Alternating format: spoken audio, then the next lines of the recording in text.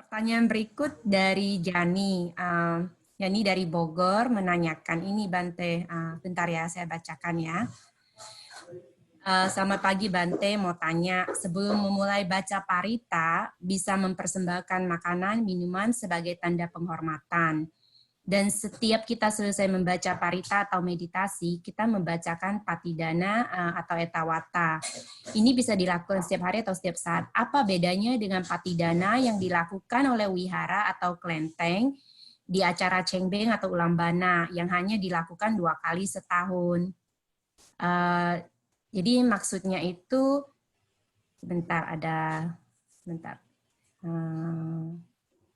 Jadi maksudnya itu ditanyakan yang mana yang lebih bermanfaat gitu, apakah dilakukan setiap hari atau ada acara khusus di kelenteng?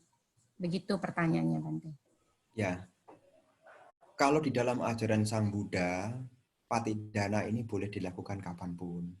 Tetapi namanya kita hidup bermasyarakat, kita punya yang namanya tradisi atau budaya. Tradisi itu disebut tradisi itu sifatnya adalah yang diturunkan. Makanya budaya itu adalah sebuah kebiasaan yang diturunkan dari generasi ke generasi, itu disebut sebagai tradisi atau budaya. Nah, kalau mengacu kepada ajaran Sang Buddha, kapanpun boleh. Kenapa harus sebagai dibikin hari-hari khusus? Supaya seragam. Supaya seragam kalau anak yang jauh, karena kalau seperti yang pernah saya tahu dari orang-orang tua di dalam tradisi, saya tanya, kenapa mesti ya sebulan 4 kita mesti sembahyang kubur? Apakah memang harus begitu? Dia mengatakan, ini adalah supaya anak-anak yang jauh, dia sudah punya planning, kita bisa kumpul bersama. Jadi, cengbeng itu bukan hanya sarana untuk membuat kebajikan kepada leluhurnya, tapi cengbeng juga sarana untuk persatuan dan kesatuan sebagai anggota keluarga. Papa mama enggak ada, tapi kita masih saudara. Diketemukan kapan tanggalnya? Ya tanggal 4 April atau sebelum tanggal 4 April. Ini salah satu niat dari tradisi leluhur supaya jangan sampai pecah. Makanya kalau di dalam tradisi itu, kalau di Jakarta Anda datang ke rumah duka, ya kalau yang masih tradisi itu sebelum berangkat ke kuburan itu nanti akan jatuhkan semangka. Jadi itu banyak versi. Kenapa ada jatuhkan semangka? Banyak versi. Ada yang versi lain mengatakan, nah itu sebagai ya suap kepada Giam Loong supaya nanti diceritakan yang bagus-bagus. Karena anak buah Giam Loong itu suka makan semangka. Ceritanya begitu. Ini versi lain. Tapi ada versi filosofinya, ya jangan sampai keluarga kita pecah ketika ditinggal orang tua. Semangka yang enak ini akan pecah dan tidak akan punya nilai ketika jatuh ke tanah. Nah, pesannya, moralnya adalah ya jangan sampai ya keluarga pecah setelah orang tua tiada. Itu pesan moralnya. Ini tradisi. Karena agama dan tradisi orang Timur, ini agama Buddha, tradisi orang Timur, tradisi Tionghoa, ini banyak menggunakan bahasa simbol. Bahasa simbol itu bahasa yang tidak tertulis, tapi bahasa tindakan. Jadi tindakan seperti ada tebu, ya nanti ya itu kalau Imlek nanti sembahyang Dewa Langit, Dewa Langit ya, yang hari ke-9 atau ke-10 itu nanti kan ada sembahyang tuh. Nah, itu nanti ada nih, ada tebu, itu ada ceritanya juga. Bukan hanya yang wah dewanya jangan-jangan suka manisan nih, kasih tebu. Enggak, ada ceritanya. Nanti cari sendiri ceritanya apa itu, nanti cari sendiri. Nanti kalau saya cerita itu tradisi, nanti saya bukan jadi biku.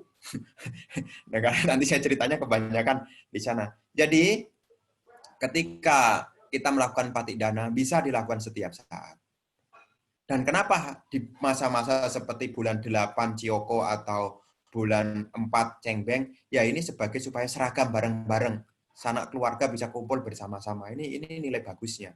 Nilai bagusnya. Apakah harus di wihara atau di kelenteng? Wihara dan kelenteng adalah sarana sekali lagi untuk membuat kebajikan. Karena di mana masih berdiri kelenteng, di mana masih berdiri wihara, maka di situ masih ada agama Buddha. Ya. Selama masih ada kelenteng, selama masih ada wihara, maka di situ masih ada agama Buddha. Tahu enggak? Setelah Indonesia merdeka, agama Buddha bisa berkembang. Dimulai dari mana? Karena adanya kelenteng. Jadi jangan sampai umat Buddha malah, wah ini kelenteng ini banyak begini. Jangan berpikir negatif. Ada jasanya juga. Seperti cerita Bante Panya dulu.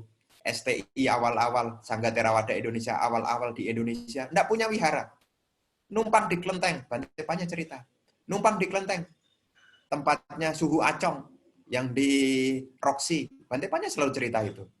Jadi, selama masih ada wihara, selama masih ada kelenteng, maka di situ masih ada agama Buddha. Tapi kalau wihara sudah tidak ada, kelenteng sudah tidak ada, ya tinggal ngitung aja, tinggal bisa diprediksi berapa lama agama ini bisa bertahan. Karena wihara juga tempat untuk berkumpulnya orang-orang untuk membahas dhamma. Ya, jadi kapan hari umat ada yang ngomong begini, ngapain Bante bikin wihara? Wihara ini baik juga. Ada yang ngomong kan wihara di dalam hati, betul itu filsafatnya, filosofinya. Tetapi wihara yang di luar itu dibutuhkan untuk perkumpulan. Karena kita bisa membahas dhamma panjang kali lebar kalau ada tempatnya. Kalau ada wihara, ya tidak kehujanan, tidak kepanasan. Maka sebisa mungkin kalau saya ya harus ada wihara. Kenapa? Sebagai umat supaya tahu di mana tempatnya. Ya, nanti ya kan bisa Bante. Zaman Sang Buddha ada wihara di bawah pohon. Sekarang Bapak Ibu, umat itu pinter. Nggak ada AC, nggak mau datang. Panas, anget, gerah, nggak cocok. Makanya sekarang dibikin ya bagus supaya umat senang. Kalau fisiknya senang ya dia bisa mendengarkan dengan nyaman. Makanya ketika dana yang Anda aturkan kepada wihara atau kepada kelenteng yaitu untuk keberlangsungan ya. Selama masih ada tradisi, masih ada tempat-tempat yang kita anggap tempat semacam itu ya itu masih ada namanya agama Buddha.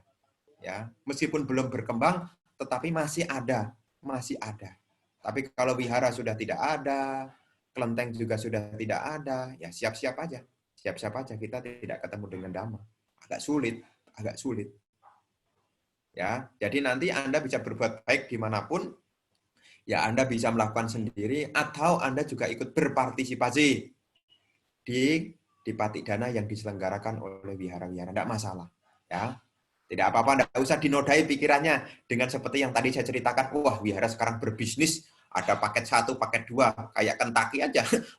ada paket 1, paket 2, paket 3. Ya, jadi jangan berpikir yang macam-macam ya. Jadi dengan keyakinan kalau Anda berdana kepada wihara, ya, jadi jangan berpikir macam-macam.